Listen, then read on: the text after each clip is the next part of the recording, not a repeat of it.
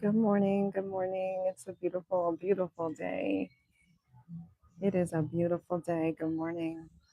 Listen, listen. It has been such an amazing week. It's been such an amazing month going live and talking about um, your assignment. Alignment with your assignment has been work that has been done to educate, but it's also been work that has been done on myself, y'all. You know, sometimes you be preaching to yourself. So I wanted to come on today to really talk about a question that I've seen come up in the chat during quite a few of the lives that I have done. And then it's a question that seems to be like resounding just in the ecosystem and different environments that I've found myself in lately. And that question is, what is your assignment? What is your assignment? So there's people who literally are still on a quest, y'all. Probably quite a few people still on a quest to really understand, like, why am I here? What is my purpose? What is it that the Lord has me here to fulfill? And with it being Juneteenth, there's something that came to mind that I wanted to kind of really start to qualify everything with. And that is, we have to recognize that when the Emancipation Proclamation was signed and when enslaved people became free, you had a whole body of people in Galveston, Texas, who had no idea that they were free, y'all. So you had a whole group of people who were free and had no idea they were free because there was intentionality around hiding that information. Just imagine how powerful that is, you guys. Like for someone to know that you're free, for somebody to know that you're not in bondage anymore, for someone to know that you have full liberty, and they decide, I'm going to hold back that information from you for 2 years. Just think about that. Hello, good morning. Just think about that. Y'all, that's the same thing that happens when it comes to the assignment that you have, the purpose that you have, your why, the thing that you were supposed to be actually fulfilling in the land. So many people aren't free. So many people don't know their assignment. And so, guess what happens? People live below their assignment. They live in below their assignment. So, like with the example that I used with Juneteenth, it's like if people knew 2 years, 2 whole years, just imagine not knowing who you are, not knowing the liberty, not knowing the freedom that you have. So you still matriculating in a whole old system, old thought process, right? What's all those things that you lost, which you'll regain, but all those things that you lost simply because you didn't have the knowledge of who you were, simply because you didn't have the identity of who you were, simply because you didn't have the fullness of who you were, simply because you couldn't actually walk out the thing that already was yours. You were already free and didn't know it, right? Reminds me of that quote from Harriet Tubman when someone was asking her about the amount of people that she freed, and she said, I could have freed more if they knew that they weren't free. Y'all, I want you all to be free. We all want to be free. And what I mean is really do the work to understand the assignment, to understand the purpose, and to understand the why for your existence. So when we're talking this month about alignment with your assignment, the whole goal is to be able to truly dissect and understand what is that thing in you, right? That gifting, that knowing, the thing that actually won't release itself from you. You know, sometimes that thing won't release itself from you. I don't know what it is. I don't know if you're walking in your purpose already, or if you're a person who's like, I'm still trying to figure that thing out. What is it that God has purposed me to do? It's, so your purpose is that thing that will not release itself from you, right? And that can look a lot of different ways for a lot of different people, right? Whether it is a gift that you've been given in terms of how you use your voice, how you use your hands, how you use your mind, right? How you interact with people. Is it something that you're creating, like tangibly, right? Like, what is that thing that just won't release itself from you? And have you manifested that thing into an actual tangible source that you can look at and say, I'm executing on it? And if you haven't, then this is for you. This 21 days of alignment with your assignment, then that means that this is for you. It is. Because where it starts, it's not with saying, I'm walking it out. I already know it starts here. It is a daily process. It's belief, and it's undoing unbelief. It's undoing all the things that may have been spoken over you, that you may have spoken over yourself. It's undoing everything in you that told you that maybe you weren't good enough, that maybe you didn't quite have the readiness, the gifting, maybe the comparison. You've been looking at how someone else has been doing it and you're like, I'm not quite there, not even realizing that the ability for you to fully walk into your destiny lies in the power of your own hands and your own mind. We got to free our mind up.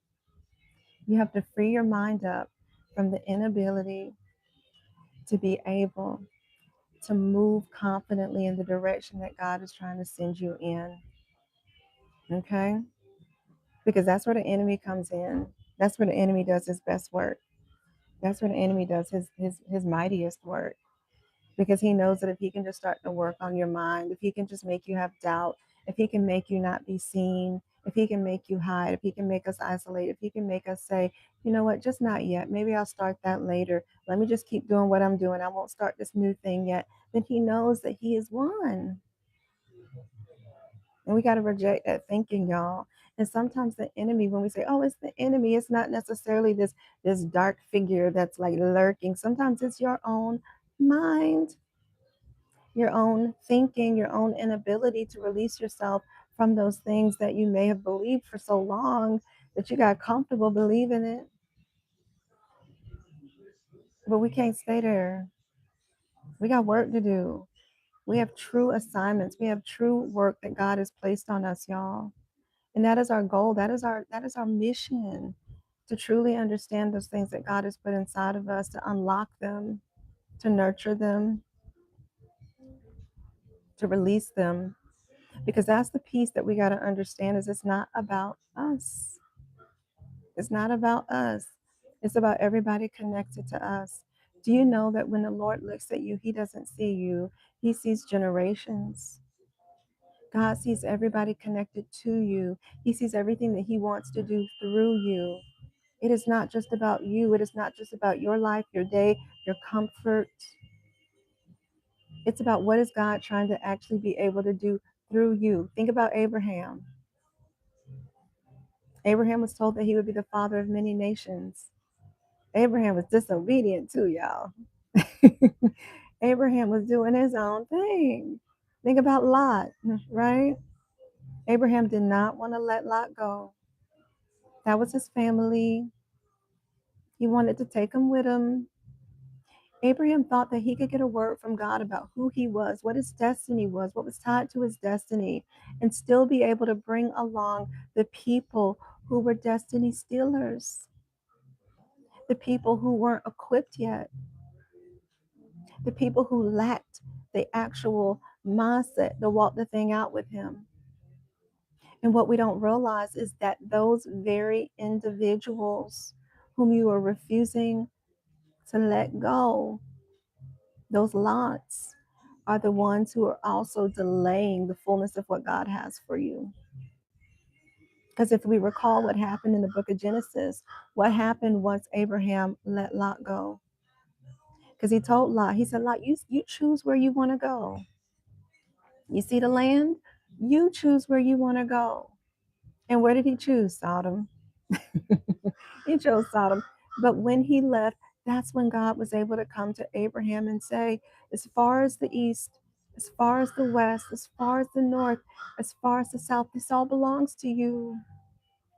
It all belongs to you.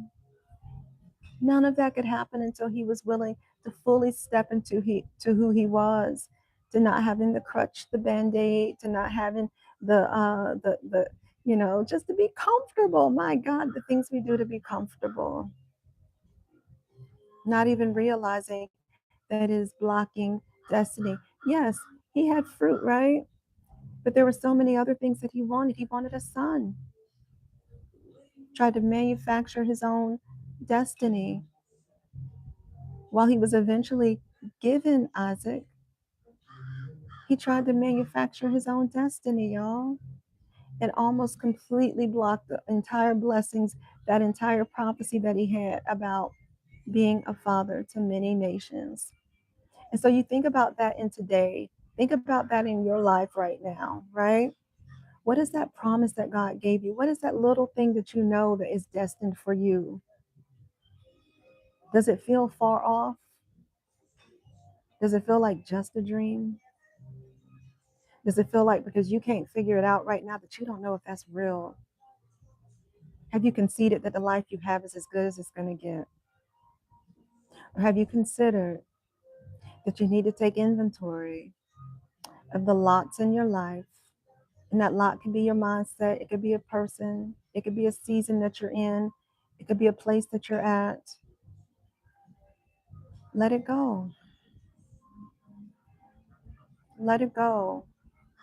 We know that the Bible tells us that fear is not of God. Fear is an actual just weapon that the enemy uses against us.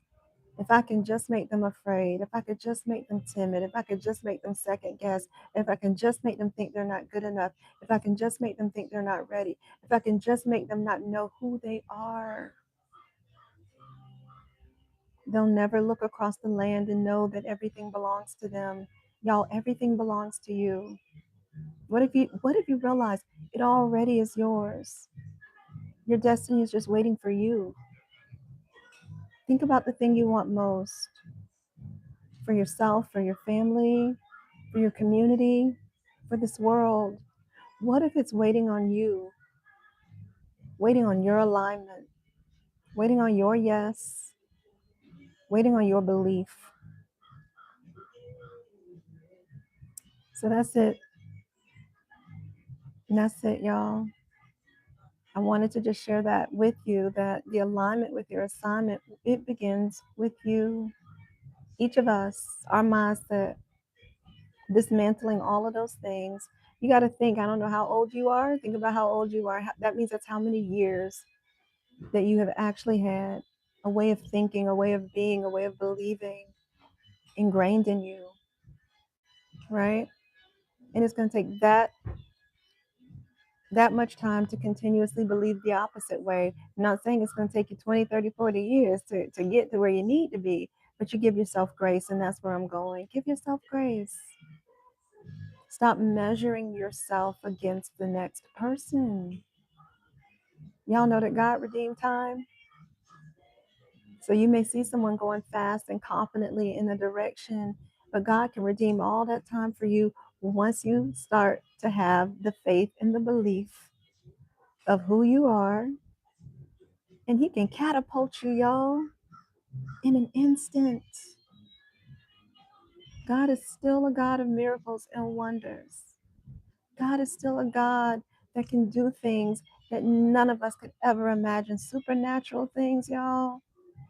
And I just mean just dropping out of nowhere. And you're like, where did this come from? How did this happen? God catching you up. Ready, glad that you finally ready, glad that you finally done figured out who you are, and you're going to stand in that place and stop running. Stop running. Just open your heart. Stay faithful. Stay rooted. Stay grounded. And that's a daily exercise.